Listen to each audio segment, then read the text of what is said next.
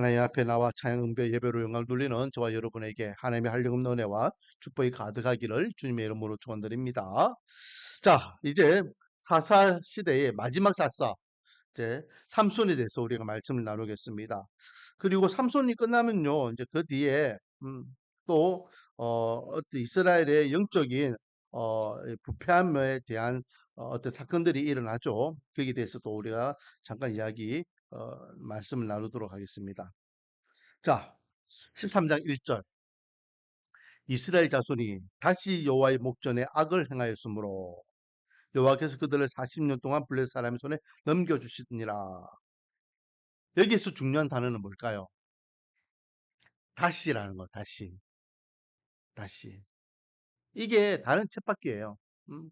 하나님께서 보호해 주시다가 이스라엘 백성들이 좀 먹고 살만하고 또 편안하면은 하나님을 배반 배신하고 또 하나님께서 거기에 대해서 진노하셔 가지고 심판하시면은 또 이스라엘 백성들 하나님께 회개하고 회개하면 하나님께서 구원자를 보내주시고 그 사사를 통하여 또 이스라엘 백성들이 또 평안을 누리게 되면은 또 다시 악을 행하여서 하나님께 범죄하고 하나님께서 그렇게 범죄한 이스라엘을 향하여서 진노하시면은 이방 나라 이방 민족들에게 이스라엘을 이렇게 넘기셔서 고통을 주신다. 이 쳇바퀴예요. 그래서 이스라엘 백성들이 평안을 누리다가 다시 여호와께 어, 악을 행하였다. 여러분 먹고 살만하면 방심할 수 있습니다. 어렵고 힘이 들 때는 하지만은 조금 여유가 생기면은 한눈 팔 때가 있어요.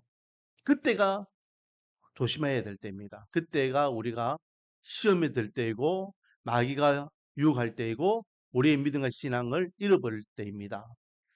그러므로 우리는 항상 주님 앞에 서는 그날까지 죄짓지 않기 위해서 긴장해야 될 줄 믿습니다. 죄짓지 않기 위해서 우리가 긴장할 수 있는 유일한 방법은 뭘까요? 그는 늘 하나님의 말씀을 붙잡는 것입니다. 그래서 우리가 말씀 묵상하는 목적이 뭐라 했습니까?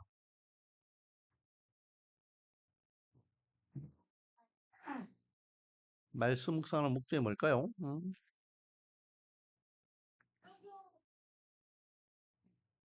빨리 이야기해 보세요. 땡! 땡이니까 내가 아무 말 안 했는데 따라하겠습니다. 하나님 앞에 실수하지 않기 위해서다. 내가 몇 번 이야기했는데 기억나죠? 하나님 앞에 실수하지 않기 위해서 하나님이 원하시고 하나님이 기뻐하시고 하나님이 만족하시는 삶이 어떤 사람인지 말씀을 통하여 묵상하고 오늘 내가 이렇게 살아야 되겠구나. 그러면 말 조심하면은 이제 오늘 하루는 말 조심하는 것이고 행동 조심하면 오늘 하루도 행동 조심하는 것이고 우리가 가야 할 방이 어떤 방향인지를 말씀을 통하여 정하고 그렇게 살아가는 겁니다.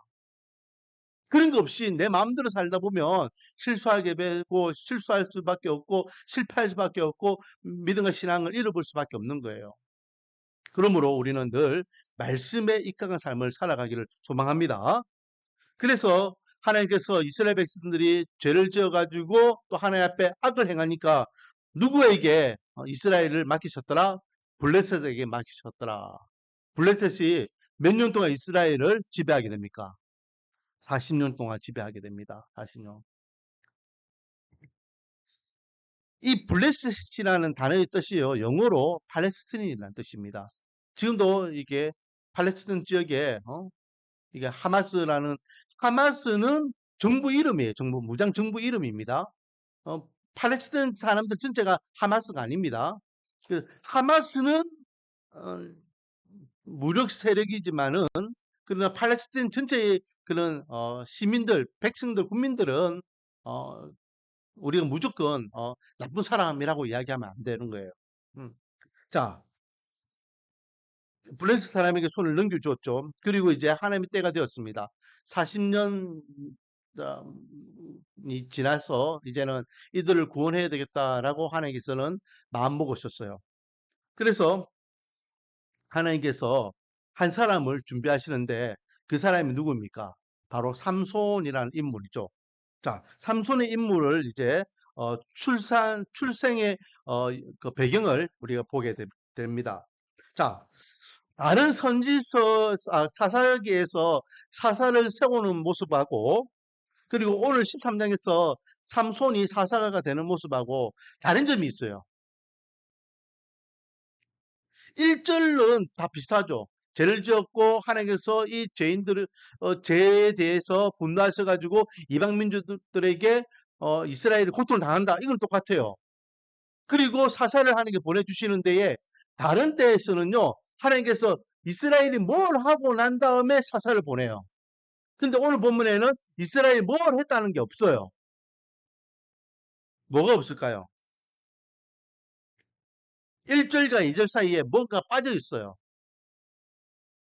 웬만한 제가 사이클을 쭉 이야기했잖아요. 그 사이클을 이야기할 때에 한 장면이 없어요. 자, 다시 한번 보세요. 이스라엘이 평화롭게 잘 살다가 방심하여서 죄를 짓게 되고 죄를 지으면 하나님께서 분노하셔가지고 심판하시면 이스라엘이 다른 민족에게 지배를 당하게 되고 그러면은 고통을 당하는 이스라엘 백성들 하나님께 울부짖게 되고 울부짖게 되면 하나님 들으시고 사사를 보내주시고 사사를 통하여서 구원해 주시고 평화를 주시고 평화 이후에 또 죄를 짓고 하나님이 심판하시고 부르짖고 구원의 은혜를 주신다. 평화, 죄, 부르짖고 구원. 평화, 죄, 부르짖고 구원. 자, 뭐가 빠졌을까요? 그렇죠. 부르짖어. 지금 다른 사사들을 보내실 때는요. 1절에 그렇게 블레셋에 넘겼더라. 그렇게 고통을 당하더라. 라고 하면은 2절에 되면은 이스라엘 백성들이 하나님께 부르짖더라라는 장면이 나와야 돼요. 그리고 부르짖는 이스라엘 백성들 그 부르짖음을 들으시고 하나님께서는 사사를 준비하시죠. 근데 오늘 본문에는 이스라엘이 부르짖었더라라는 말씀이 한 말씀도 없습니다. 한 말씀도. 그냥 하나님께 일방적으로 40년 그런 종복기가 끝나고 이들을 구원하기 위하여 내가 한 사사를 준비해야 되겠다. 그리고 이제 바로 넘어가죠. 2절 소라 땅의 단 지파의 각 가족 중에 만노아라 이름하는 자가 있더라. 그의 아내가 임신하지 못하므로 출산하지 못하더니 여호와의 사자가 그 여인에게 나타나서 그에게 이르시되 보라 내가 본래 임신하지 못하므로 출산하지 못하였으나 이제 임신하여 아들을 낳으리니 그러므로 너는 삼가 포도주와 독주를 마시지 말며 어떤 부정한 것도 먹지 말지니라 라고 말하면서 이제 삼손이 어떤 배경으로 태어난지 그 첫 장면이 나오는데요. 자, 소라 땅에 마노아라는 남자가 있습니다. 그런데 그의 아내가 뭐 하지 못했더라? 임신하지 못했더라. 그런데 어느 날 그 아내가 혼자 있는 데에 하나님의 사자가 나타나요. 그리고 느닷없이 네가 임신하지 못함으로 출산하지 못했다. 그런데 이제 임신해서 아들 낳을 것이다. 그 아들은 그 키울 때에 독주나 포도주나 또 부정한 것을 먹이지 말라라고 이야기해요. 자, 성경에 보면요. 임신하지 못한 여자가 하나님께서 아들을 주시는 경우가 몇 번 있었죠. 다른 거 보지 말고 한 두 사람만 생각해 보겠습니다. 여러분 알고 있는 첫 번째 대표적인 인물이 누구일까요? 한나. 사무엘 어머니 한나. 한 사람, 한나가 아들 위하여 기도할 때에 하나님께서는 그의 기도를 들으시고 사무엘 허락해 주셨죠.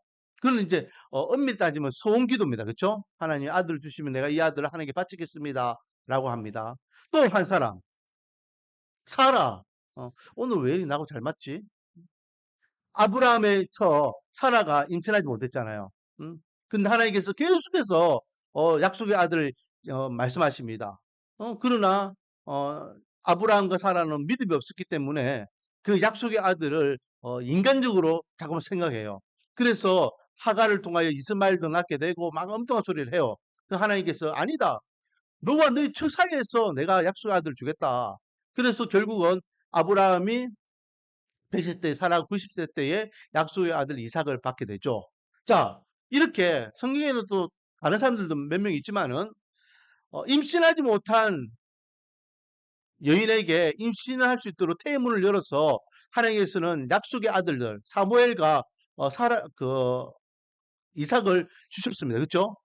오늘 본문에도 분명히 이 마누아와 마누아의 아내가 임신하지 못해요. 그래서 하나님께서 약속의 아들을 주십니다. 근데 차이점이 뭡니까? 앞에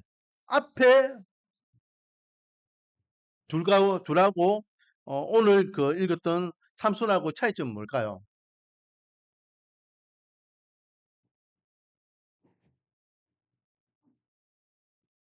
앞에 사무엘과 그 이삭 같은 경우에는 부모들이요 아이를 갖고 싶어서 하나님 앞에 뭐 했다? 요구했다. 요구했다. 그런데 오늘 본문에는 보세요. 요구했다는 단어가 있습니까? 없습니까? 없죠. 그냥 일방적으로 하나님께 주시는 거예요. 일방적으로. 이스라엘의 구원도 하나님의 일방적인 구원, 이 마누아에게 아들을 주시는 것도 일방적인 은혜. 하나님께. 그렇게 아들에 대한 약속을 주십니다. 그래서 이 아내가요, 깜짝 놀라죠. 아니, 갑자기 나한테 아들을 주신다고? 지금 자기에게 온 이 사람이 누군지 몰라요. 근데 범상치 않은 인물이야. 6절에 보면 이에 그 여인이 가서 그의 남편에게 말하여 이르되 하나님의 사람이 내게 오셨는데 그 모습이 하나님의 사자의 용목 같아서 심히 두려움으로 어디서부터 왔는지 내가 묻지 않았고 그도 자기 이름을 내게 말하지 않았다. 분명히 범상치 않은 사람이다. 하나님의 사람, 하나님께 보내신 사람인 것 같다.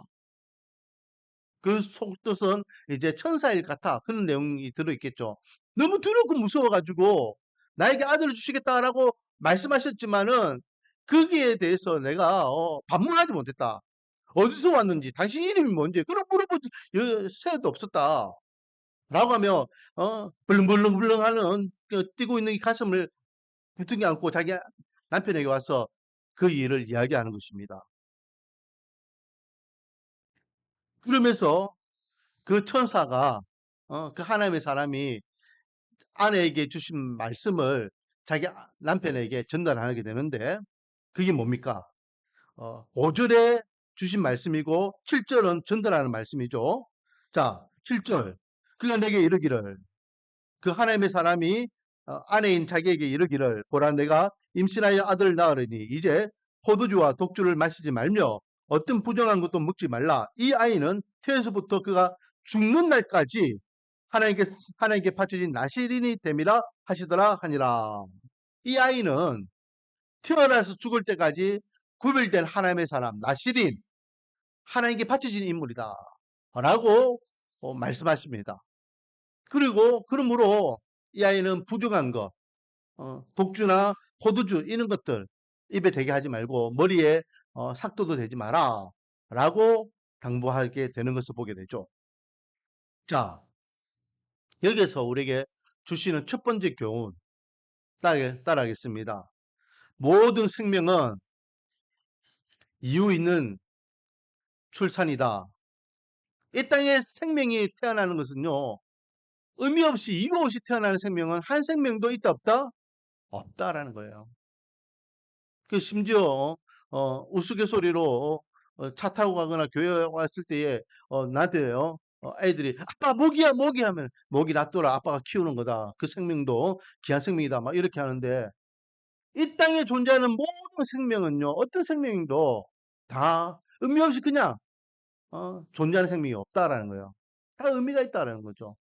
그리고 그 생명을 주관하시는 분은 누구라는 겁니까? 하나님이라는 것입니다. 자, 그렇다면 다른 것 다 뒤로하고 우리 인간을 생각해 봅시다. 이 땅에 태어난 모든 인간은 의미 없이 태어나는 인간이 있다 없다?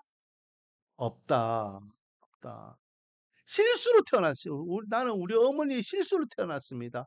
나는 태어나지 말아야 될 인생입니다. 그런 인생은 있다 없다? 없다. 다 하나님의 섭리와 주권 아래 이 땅에 태어난 존귀한 생명들이다. 할렐루야. 그리고 태어날 때에 반드시 하나님께서는 의미를 주셨기 때문에 이 땅에서 해야 할 목적이 있다. 목적 없는 인생은 없다라는 거예요. 목적.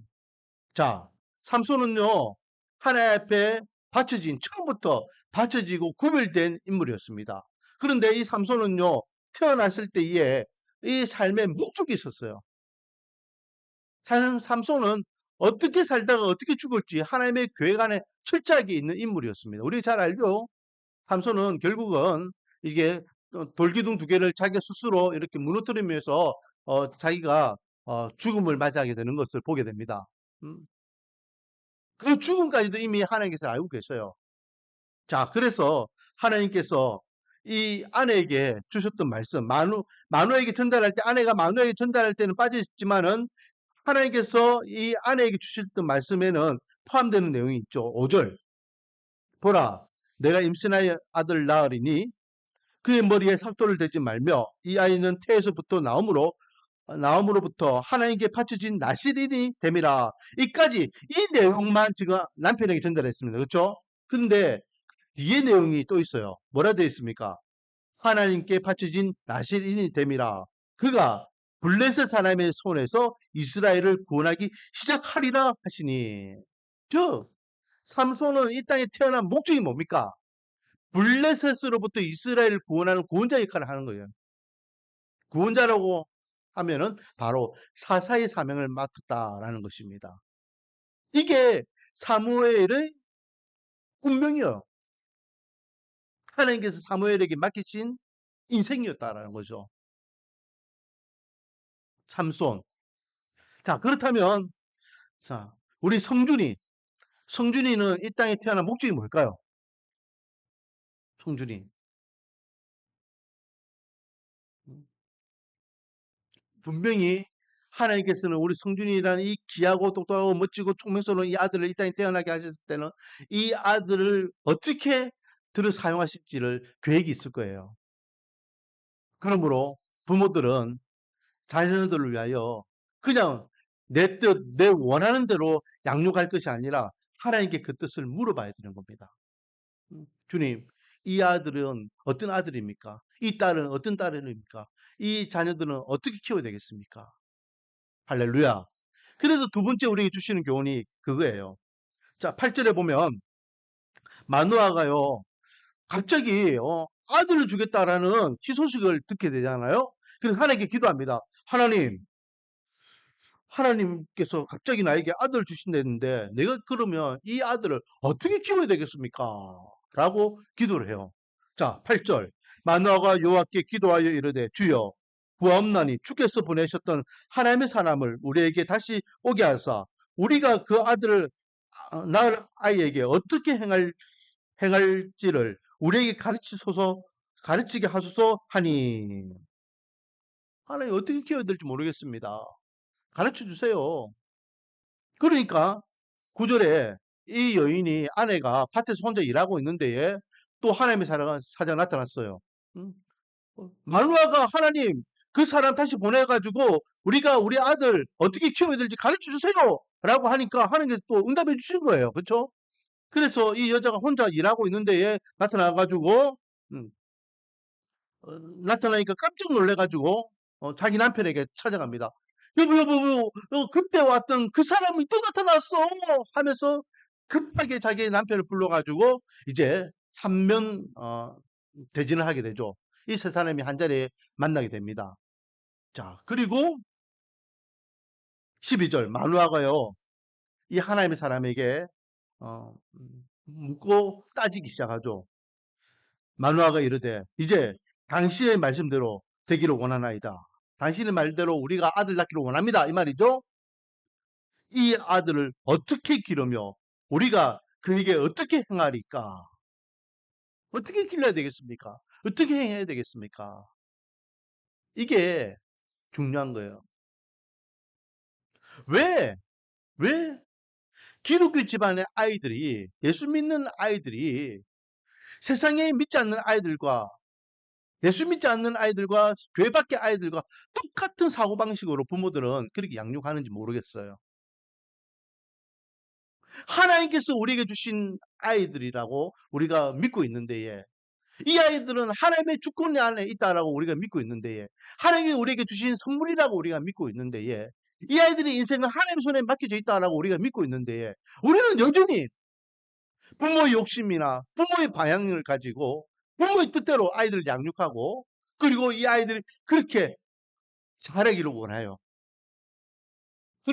그러니 이 아이들이 성장하면서 하나님이 원하시고 하나님 기뻐하시고 하나님 만족하시는 아이로 성장하는 것이 아니라 부모의 만족을 위하여 성장하게 되고 세상의 성공을 위하여 성장하게 되는 잘못된 성장을 하게 되더라라는 거죠. 결국 그런 아이들은요, 부모의 수라 밑에서 이렇게 자랄 때에는 부모가 원하는 대로 그렇게 교회도 왔다 갔다 하고 하지만은 자기의 뜻대로 살아갈 수 있는 삶이 되면은 여지없이 부모를 떠난 것 동시에 교회도 떠나고 믿음도 떠나고 말씀도 떠나게 되는 것을 엄청나게 많이 보게 됩니다. 그래서 제가 이야기했잖아요. 음, 제 청년 사역을 할 때에 부모들이 나한테 와서 한탄하는 것 중에 하나가 뭐냐면 목사님 우리 애가 왜 이리 되는지 모르겠습니다. 주일학교 다닐 때는 중고등부 다닐 때는 그렇게 열심히 해요. 잘하는 아이가 왜 청년이 돼서는 교회를 안 다니는지 모르겠습니다. 그러면서 우리 아이가 옛날에는 믿음이 좋았는데 지금은 왜 믿음이 없는지 모르겠다라고 이야기한댔잖아요. 자, 그래서 제가 그때 뭐라고 이야기했습니까? 그 아이는 처음부터 무엇이 없었다? 믿음이 없었다, 믿음이. 교회를 열심히 달려준 거예요. 부모의 이 강요에 의해서, 가정의 평화를 위해서. 그러나 자기 뜻에 자기가 마음대로 할 수 있는 그런 나이가 돼서는 이제 지긋지긋한 교회를 나갈 이유가 없잖아요. 눈치 보면서 왜 힘들게 교회 가가지고 그렇게 합니까? 그러니 교회를 떠나는 거예요. 말씀을 떠나는 거, 신앙을 떠나는 겁니다. 부모의 뜻대로 키우려고 하니까 그렇게 잘못된 방향으로 자녀들이 가게 되더라는 거예요. 그러므로 내 자녀가 정말로 하나님의 자녀로 잘 키워지기 위해서는 자녀를 위하여 늘 기도해야 됩니다. 하나님, 하나님께 맡기신 이 아이를 어떻게 키워야 되겠습니까? 우리 은빈이 어떻게 해야 되겠습니까? 은빈이 꿈은 이거라는데 은빈이는 아직도 꿈이 없다는데 하나님 이 아이에게 어떤 꿈을 주시겠습니까? 은빈이가 왜 이 땅에 태어났습니까? 한 명이 태어나야 되는데 두 명이 어떻게 잘못 태어난 겁니까? 고민하는 겁니다. 그게 부모의 기도 제목이에요. 하경이와 성준이를 하나님 우리에게 선물로 주셨는데 이 아이를 어떻게 키워야 되겠습니까? 가르쳐 주세요라고 계속해서 하나님 앞에 묻는 겁니다. 자, 마누아의 기도정은요 같습니다. 처음에 아내를 통하여서 이 소식을 들었을 때에도 뭐라 합니까? 8절에 우리가 그 아이를 낳은 아이에게 어떻게 행하는지 우리에게 가르쳐 주소서. 하나님의 사람을 만났을 때에도 그는 똑같은 이야기를 하죠. 12절에 이 아이를 어떻게 기르며 우리가 그에게 어떻게 행하리까? 어떻게 이 아이를 가르치고 어떻게 이 아이를 길러야 되겠습니까? 하나님 제발 가르쳐 주세요. 사랑하는 성도 여러분, 교회 아이들이 떠난다 하는 것은요 다른 이유가 없습니다. 부모가 자녀들을 신앙과 믿음으로 가르치지 않았기 때문에, 키우지 않았기 때문에, 하나님의 사람으로 이 아이들을 양육하지 않았기 때문이에요. 세상적인 방법과 똑같이, 세상의 어떤 기준에 똑같이, 주일날 여전히 학원을 보내고, 쉬는 기간에 여전히 학원을 보내고, 세상에 좋은 대학을 위해서는 수단과 방법을 가지지 않고, 그게 방법적인 부분에서 아이들을 양육하고,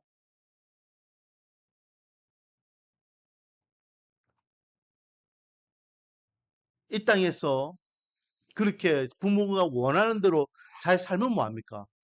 결국 하나님을 잃어버리면 그 아이의 인생은 망한 인생이잖아요.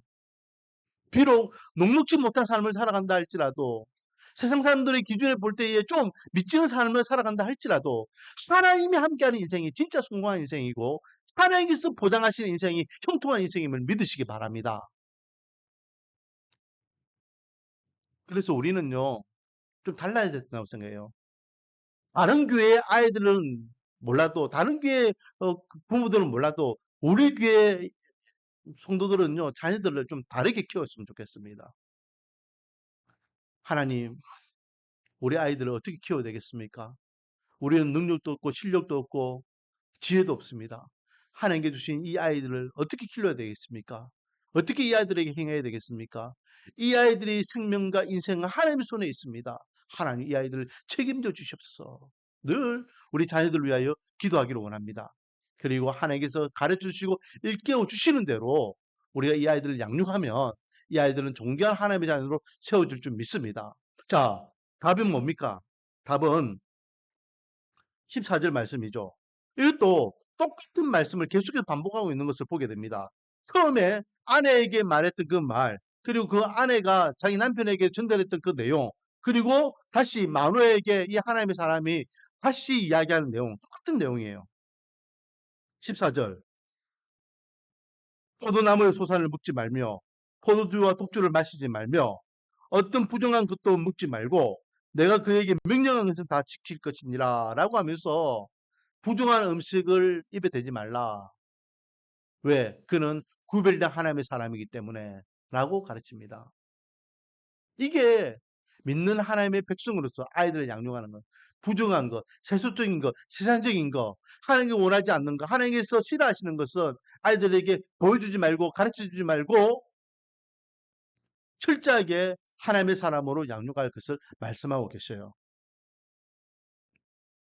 그리고 이제 처음에는 마누아가요, 이 하나님의 사람이 그냥 사람인 줄 알았어요. 그래서 선생님, 말씀 잘 알아들었습니다. 앞으로 아들이 태어나면 우리 그렇게 양육하겠습니다. 라고 하면서 먼 길 오셨으니까 우리가 극진히 대접하겠습니다. 라고 대접을 하려고 해요. 그러니 나한테 대접하지 말고 하나님께 번제를 드리라 라고 이야기합니다. 그래서 하나님께 번제를 드리려고 자 제물을 딱 이렇게 제단을 쌓고 거기에 19절에 보면은 염소 새끼와 이게 소재물을 놓고 하나님 앞에 이렇게 번제를 드려요. 드리는데 놀라운 일이 일어납니다. 어떤 놀라운 일이 일어나냐? 20절. 막 그렇게 제단을 쌓아가지고 불을 지피니까 그 불꽃이 제단으로부터 하늘로 올라가는 동시에 이게 불꽃이 막 타올라가지고 막 올라가요. 하늘로 올라가는데 그와 함께 자기와 함께 하고 있던 그 하나님의 사람이 같이 그 불꽃과 함께 14초 하늘로 올라가 버리는 거예요. 이것을 19절 보면은 이적이 일어난지라라고 하죠. 이적. 아니, 이상한 일이 일어난 거예요. 그래서 마누라가 탁도를 이거 뭐야 이거. 나하고 금방까지 이야기했던 사람이 그 사람인 줄 알았는데 아 사람이 아니구나. 하나님의 천사였구나. 하나님이 보내신 하나님의 사자이구나 하면서 그가 깨닫게 되더라라는 거죠. 21절 여호와의 사자가 마노아와 그 아내에게 다시 나타나지 아니하니 마노아가 그제야 그가 여호와의 사자인 줄 알고 야 이거는 그냥 범상치 않은 사람이 지나가면서 나한테 그냥 기분 좋은 소식으로 이야기해 준 것이 아니라 하나님의 메시지구나라는 것을 알게 되더라, 깨닫게 되더라라는 것입니다. 자, 말씀을 정리하겠습니다. 오늘 제목이 뭡니까? 목적이 있는 인생. 이 땅에 태어나는 모든 인생은 다 목적이 있다. 목적 없이 태어난 사람은 아무도 없다. 아무도 없다. 특히 하나님께서 우리에게 맡기신 자녀들은 분명히 거기에 맞는 목적이 있다. 그러므로 우리는 이 자녀들을 어떻게 양육할 것인지 세상적인 방법이 아니라 내 부모의 어떤 관점이나 부모의 어떤 목적에 의해서 양육할 것이 아니라 하나님의 방법으로 하나님께서 원하시는 대로 우리가 자녀들을 잘 믿음으로 양육하여 이 자녀들이 정말로 하나님의 기쁨이 되고 하나님의 영광이 되며 하나님께서 이 아이들을 통하여 하나님 나라를 세워나가는 그런 귀한 일꾼이 되기 위해서 우리가 그렇게 아이들을 잘 양육하기를 원합니다. 그러면 우리 교회도 계속해서 믿음의 세대가 계속 자자손손대대로 이어지게 될 것이고 그리고 이 자녀들이 하나님의 말씀을 믿음과 신앙을 계승한 자녀로서 또 다른 자녀를 또 다른 자녀를 또 다른 자녀를 믿음으로 양육하면 천대까지 하나님의 사명을 감당하는 위대한 교회로서 그 사역을 감당하게 될 줄 믿습니다. 기도하겠습니다. 아버지 하나님, 우리에게 자녀를 허락해 주시고 이 자녀들을 말씀과 믿음으로 잘 양육할 수 있도록 오늘 말씀을 통하여 깨닫게 해주시니 감사드립니다.